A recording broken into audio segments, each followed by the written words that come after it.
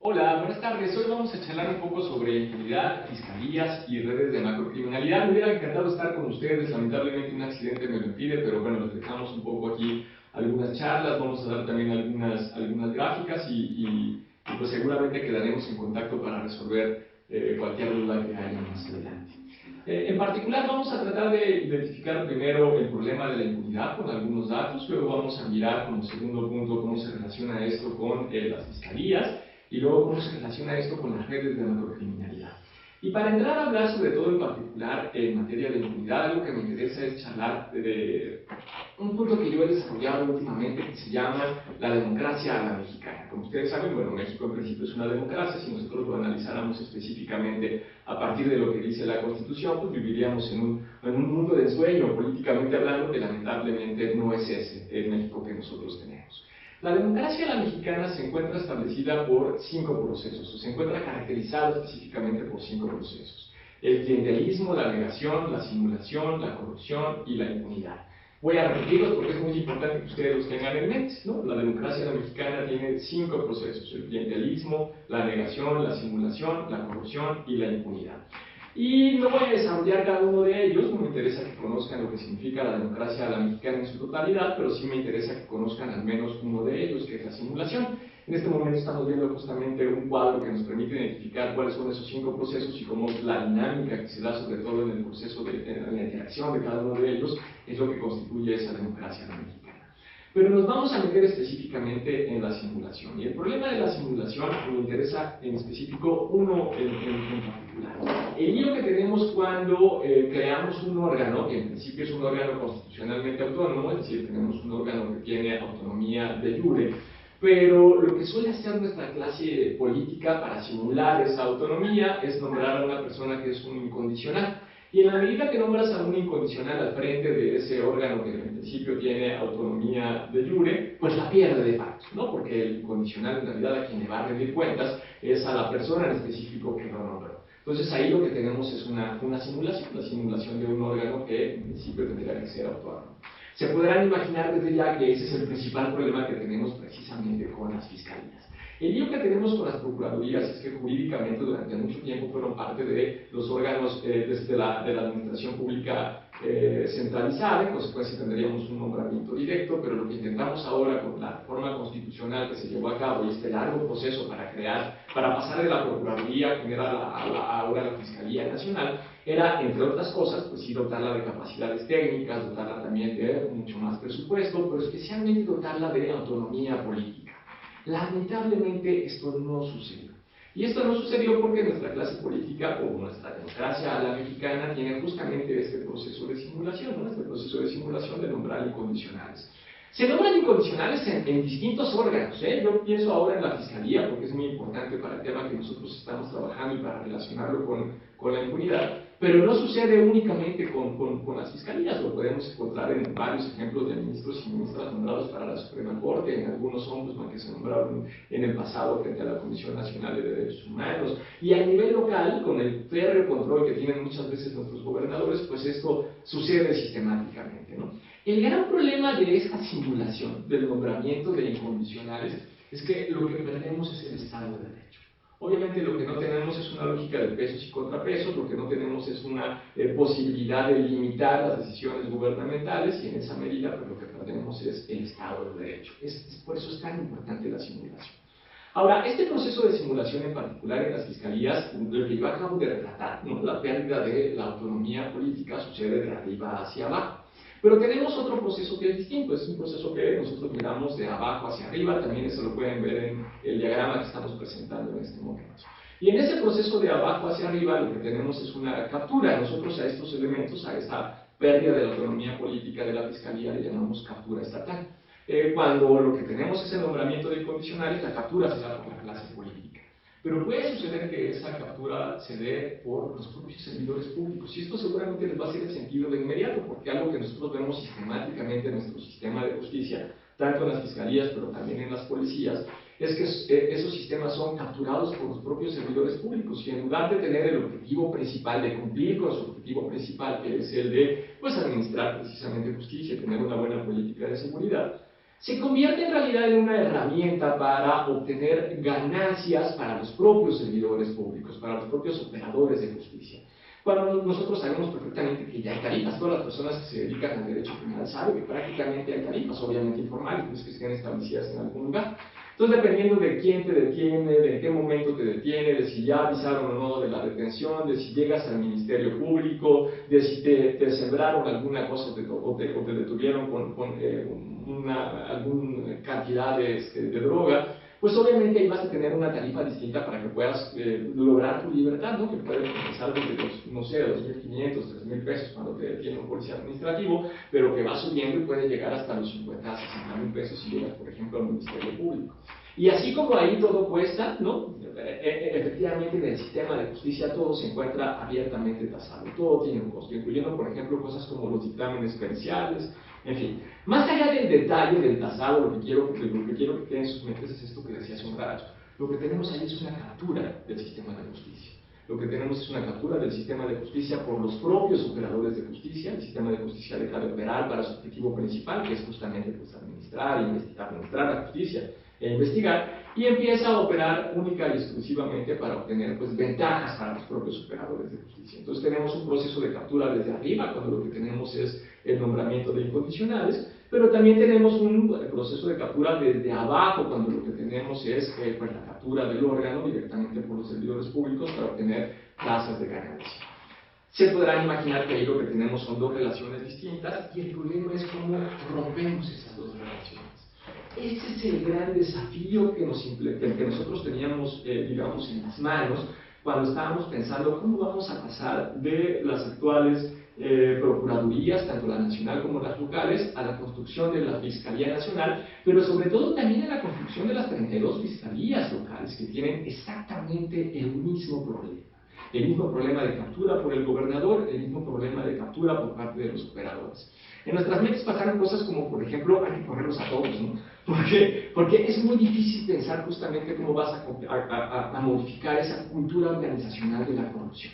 Eso es muy complicado, pero bueno, justamente es parte de la tarea que ustedes van a estar pensando, supongo, en estos días. Y es en ese marco que, bueno, pues obviamente tomó mucho sentido la idea de fiscalía que sirva, porque lo que nosotros tendríamos que pensar es cómo vamos a crear esa fiscalía que sirva, es decir, una fiscalía que no esté capturada desde arriba por la clase política, desde abajo por los servidores públicos, pero que al mismo tiempo tenga las capacidades técnicas y la capacidad presupuestal y económica para poder echar a andar pues, investigaciones que nos permitan hablar de un correcto sistema de justicia. Es decir, cómo vamos a evitar que siga habiendo un uso político de la justicia. Ese era el elemento más relevante. Y para charlar un poco sobre eso, tengo algunos datos, los voy a poner yo en mi computadora, ustedes los van a ver seguramente en su pantalla, ¿no? Y entonces, lo primero que estamos mirando es una gráfica sobre la percepción de impunidad en 9 regiones del mundo, ¿no? Nosotros lo que hicimos fue dividir el mundo en 9 regiones, los datos vienen del World Justice Project, ese órgano tiene un índice que mide el Estado de Derecho, y lo que nosotros hicimos fue tomar simplemente algunos de los componentes de ese índice de Estado de Derecho que nos permiten hablar de impunidad. Y entonces, con esos componentes en particular que nos permiten hablar de impunidad, dividimos el mundo en 9 regiones. Está Oceanía, está América del Norte, está Europa Occidental, en fin. Y bueno, como ustedes ya lo están viendo en la gráfica que en este momento se está proyectando, pues América Latina es el último lugar. Nosotros somos la zona que tiene el mayor nivel de percepción de la impunidad. Por cierto, también somos la zona más violenta cuando se le mide con homicidios. Entonces, esto nos habla de que el problema no es únicamente que somos una zona violenta cuando se le mide con homicidios, sino que somos una zona violenta en donde no pasa nada, en donde los homicidios no se investigan. Y ese es el principal problema, que aquí la impunidad funciona justamente como un incentivo para que se mantengan cosas como las espirales de violencia. Vamos a regresar a este punto importante en un segundo, lo vamos a presentar también con algunas cifras. La segunda gráfica que vamos a mirar ahora, que se debe estar proyectando en este momento, ya es lo que pasa en el mundo, donde América Latina lamentablemente es el último lugar, o la zona más impune, sino qué pasa ahora pues dentro de la zona más impune, ¿no? ¿Dónde está México con respecto al resto de los países de América Latina? Y no tenemos buenas noticias, ¿no? Si miramos la gráfica, en este caso el país con el mayor nivel de impunidad es El Salvador, le sigue Honduras, Bolivia, Guatemala y luego está México. Nosotros somos el 1, 2, 3, 4, el quinto país más impune de toda la zona. Con los mejores indicadores de impunidad tenemos a Chile, a Uruguay, del otro lado, digamos, de la gráfica que estamos presentando, ¿no? Entonces, bueno, México se encuentra en la zona que tiene el mayor nivel de impunidad, y no solo eso, sino que dentro de la zona que tiene el mayor nivel de impunidad, además somos uno de los países que tiene también pues, el mayor índice de percepción de la impunidad, ¿no? Entonces las cosas no pintan bien para el país. Y ya cuando miramos específicamente qué es lo que sucede en el caso de México, que es la tercera gráfica que se está presentando en este momento, lo que hicimos fue analizar cuál es el promedio de impunidad con respecto al total de delitos cometidos. Entonces, tomamos los datos de la Encuesta Nacional de Victimización del INEGI, de la ENVIPE. En la ENVIPE a las personas le preguntan si fueron víctimas del delito del año que está en el año anterior. Ellos dicen, sí fui víctima de algún delito, y entonces pues, empiezan a hacer una serie de preguntas, como que tiene que ver con cuál es el tipo de delito del que fueron víctimas, si presentaron una denuncia, si esa denuncia se convirtió o no en una averiguación previa, y finalmente una serie de elementos como pues qué pasó después. Detuvieron a la persona, hubo una sentencia, le regresaron sus bienes, otorgó el perdón, etcétera, etcétera. Entonces, este tipo de encuestas de victimización como la ENVIPE lo que nos permite es identificar pues cuál es la lógica delictiva del país. Nosotros tenemos más o menos 35 millones de delitos al año, y lo que estamos mirando ahora en la gráfica es con respecto a esos 35 millones de delitos al año, en cuántos pasó algo, es decir, en cuántos no solamente se denunció y se abrió la averiguación previa, sino que además tuvimos la acción de alguna fiscalía o de alguna procuraduría, en donde pues sucedía algo, regresaban los bienes, tenían a una persona, se otorgaba el perdón, algo sucedía, ¿no? No necesariamente justicia, no necesariamente una sentencia, pero al menos un poquito sucedía. Y como están viendo en la gráfica, pues las cosas no pintan nada bien, ¿no? El nivel de impunidad que nosotros tenemos con respecto a la totalidad de los delitos va de alrededor del 92%, que es la entidad mejor posicionada, que es Baja California, hasta arriba del 97%, que es la entidad peor posicionada en el promedio de 2010-2016, que es Guerrero. Entonces, nuestro nivel de impunidad con respecto a la totalidad de los delitos cometidos es entre el 97 y el 92% de los delitos. De cada 100 delitos que se cometen en Guerrero, en 97 no pasa nada. De cada 100 delitos que se cometen en Baja California, que es la entidad mejor posicionada, en 92 delitos no pasa absolutamente nada. Ese es más o menos el nivel de impunidad que nosotros tenemos precisamente en México. Y el lío no es únicamente que no pase nada, o sea, efectivamente la impunidad en sí misma es un problema, pero yo adelantaba ya hace un rato que el gran problema con la impunidad es que se convierte en un incentivo para que haya pues, más delitos, o en este caso más violaciones a derechos humanos, que es lo que a nosotros nos interesa. Cuando la gente sabe que no va a suceder nada, la impunidad se convierte en ese incentivo, se convierte en ese contexto, se convierte en la posibilidad de justamente mantener, en su caso, volver a cometer violaciones a derechos humanos. Cuando la impunidad tiene formas estructurales, como sucede cuando tenemos la captura estatal, pues entonces lo que sucede es que esa impunidad también se convierte en una causa estructural de las violaciones a derechos humanos. Entonces el lío no es solo que tenemos impunidad, el lío es que esa impunidad se convierte en una causa estructural de las violaciones a derechos humanos. La gente sabe que puede desaparecer gente y va a desaparecer gente o más gente en un futuro de forma sistemática porque sabe que no va a suceder nada. De la misma forma que no solo va a desaparecer, sino que también va a extorsionar y va a generar en consecuencia desplazamientos forzados o va a asesinar personas porque sabe que no sucede absolutamente nada. Entonces mucha lío ahí es cuando no solo tenemos impunidad, sino que esa impunidad se convierte en una causa estructural de esas violaciones a derechos humanos. Y aquí lo interesante sería mirar en qué casos la impunidad se convierte en esa causa estructural. Y nosotros en México podemos identificar al menos dos. La primera es cuando tenemos esos niveles tan altos de impunidad, que vimos que van del 97 al 92% en promedio entre el 2010 y el 2016, y ahí es importante porque ahí sabemos pues que la impunidad se debe justamente a estos elementos estructurales. Entonces, ahí la persona que va a cometer un delito, la persona que va a cometer una violación a derechos humanos tiene cierta expectativa de que no va a suceder nada, y esa expectativa, y este es el elemento central, pues se encuentra fundada, ¿no? Sabe que no va a suceder nada porque en general nunca sucede nada. Y suponiendo que suceda, sabe también que podría más o menos arreglarlo a través de un acuerdo por medio de un proceso de corrupción.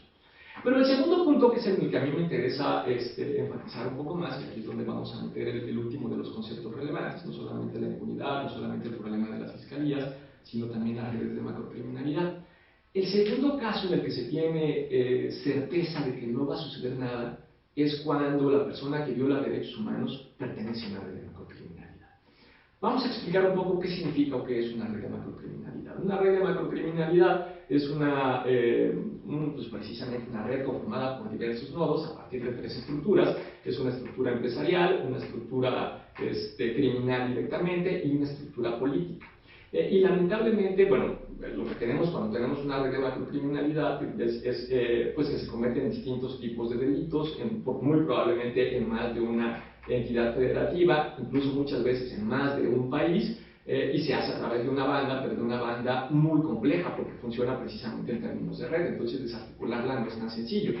Cosas como, por ejemplo, tomar nodos al azar, como muchas veces se hace a través de la flagrancia, pues no necesariamente va a desarticular a esa red, porque precisamente es una red muy compleja que tiene capacidad de resiliencia, logra volverse a formar muchas veces en lapsos muy breves, ¿no? Entonces, ese es el problema con la red de macrocriminalidad. Repito cuáles son las tres estructuras que la mantienen, porque esto es muy importante para entender la impunidad. Tres estructuras, que es la empresarial, directamente la criminal y la política. Normalmente las redes de macrocriminalidad están conformadas también por políticos. Y entonces, en la medida que están conformadas por políticos, esas redes tienen puestos o ocupan puestos muy relevantes, ¿no? Lo podemos ver con mucha claridad en los presidentes municipales, también en las policías municipales, que muchas veces son capturadas por los narcotraficantes, pero sucede también pues, con los gobernadores, sucede también con, por ejemplo, directamente con los fiscales o con los jefes de policía. Tenemos muchos casos al respecto, digo, los más conocidos ahora es el caso de Javier Duarte en Veracruz, también el caso de los Moreira en Coahuila. Y en muchos de esos casos incluso esa red de macrocriminalidad directamente es administrada por esos nodos políticos, entonces no hay que perder eso de vista. Entonces, en la medida que yo pertenezco a una red de macrocriminalidad, pero además, imagínense, es una red de macrocriminalidad en la que participa, por ejemplo, los hermanos Moreira, y donde además está metido el procurador y el jefe de policía, yo voy a hacer cualquier delito y voy a violar el derecho que me venga en gana, porque sé que porque pertenezco a esa red de macrocriminalidad, pues no me va a pasar absolutamente nada. Tengo una expectativa fundada de impunidad por la pertenencia a esa red de macrocriminalidad. Por eso es que parte de lo más complicado que nosotros tendríamos que pensar hoy en México es cómo vamos a desmantelar esas redes de macrocriminalidad, ¿no? Esa es la parte justamente más complicada. Vamos a cerrar la charla, porque además me queda ya nada más un minutito y medio. Vamos a cerrar la charla con algunos elementos bien interesantes que tienen que ver con cuál es la relación que tenemos ahora siempre en impunidad y violaciones a derechos humanos. Entonces, ahora vamos a mirar una de las gráficas que lo que nos permite identificar es la relación que tenemos entre la impunidad y los homicidios. Entonces, lo que ustedes miran en la gráfica es, por un lado, en la parte horizontal, cuál es el nivel de impunidad que nosotros tenemos por delitos, ¿no? Por ejemplo, la gráfica arranca con el 87 y termina precisamente por ahí del 99, y lo que tenemos, los puntitos que se miran ahí, pues son las distintas mediciones de las entidades federativas en distintos años. Entonces tenemos unas que tienen un menor nivel de impunidad, que se encuentran en el 87, 88, 89% de impunidad, esos son nuestros mejores rankings, ni modo. Y luego tenemos las que están pues, en los peores rankings, que están justamente más cerca del 98 o 99. Y en cambio, en el vertical, lo que nosotros miramos es la cantidad de homicidios cometidos durante un año en particular. Lo primero que me interesa que observen es que tenemos dos círculos, uno en el que hay más puntitos, otro en el que tiene menos. Aquel puntito que tiene la menor cantidad el círculo grande que tiene la menor cantidad de puntitos, lo que nos está indicando ese círculo es en donde tenemos baja impunidad, o el menor nivel de impunidad, en el caso de México, prácticamente no tenemos entidades con altos niveles de homicidios. Entonces ahí hay una correlación. Si hay baja impunidad, hay bajos homicidios, hay menos homicidios, ¿no? En cambio, si miramos conforme va aumentando la impunidad, ahí también aumenta el número de homicidios. Lo que nos está diciendo esta gráfica, en realidad es una prueba estadística, es que hay una clara correlación entre impunidad y homicidios, ¿no? Que ahí donde hay mayor nivel de impunidad, también se van a cometer el mayor nivel de homicidios. Entre otras cosas, por lo que comentaba, porque justamente la impunidad se convierte en una pues, causa estructural de las violaciones a derechos humanos en general, de los homicidios en particular.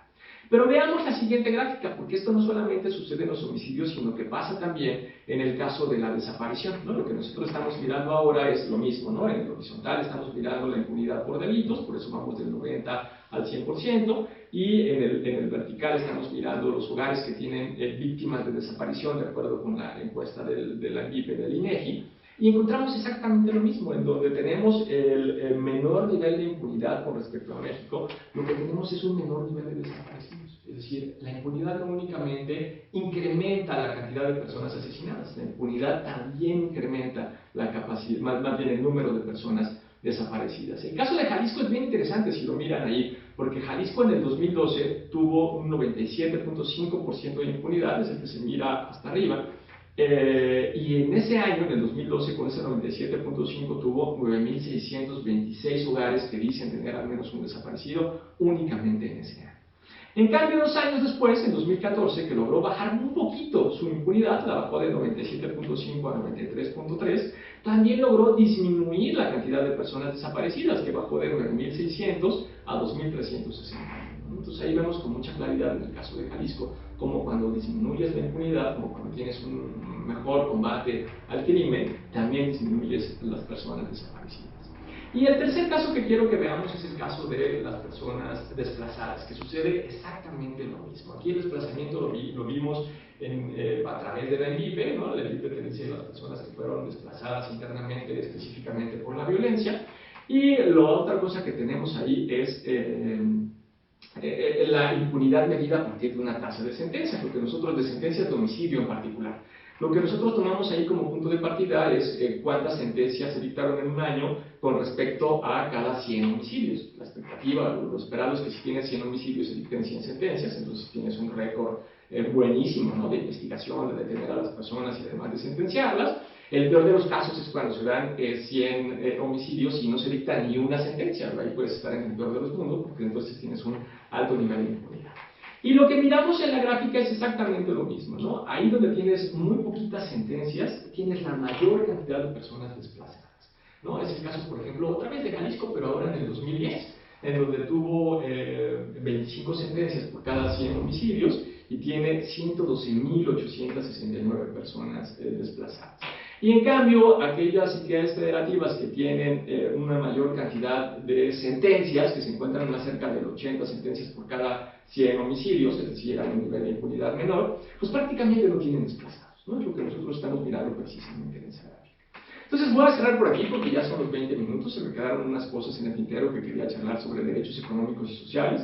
Solamente diré que la impunidad no solamente impacta en los derechos civiles, como el desplazamiento, bueno, más bien la prohibición de desplazamiento, la prohibición de desaparición o el homicidio, sino que impacta también en los derechos económicos y sociales. E impacta también en los derechos económicos y sociales porque la impunidad no solamente se da en materia penal, sino también en materia administrativa y en materia de derechos humanos. Entonces, cuando tenemos actos de corrupción que se mantienen impunes y que afectan derechos económicos y sociales, pues ahí lo que vamos a tener también es que la impunidad funciona como una causa estructural de las violaciones a los derechos económicos y sociales. Para decirlo en breve, cuando tenemos cosas como la estafa maestra y se roban el dinero que está destinado a la educación o a la salud y no pasa nada, pues entonces ellos se van a seguir robando ese dinero con el detrimento correspondiente del derecho a la salud o del derecho a la educación.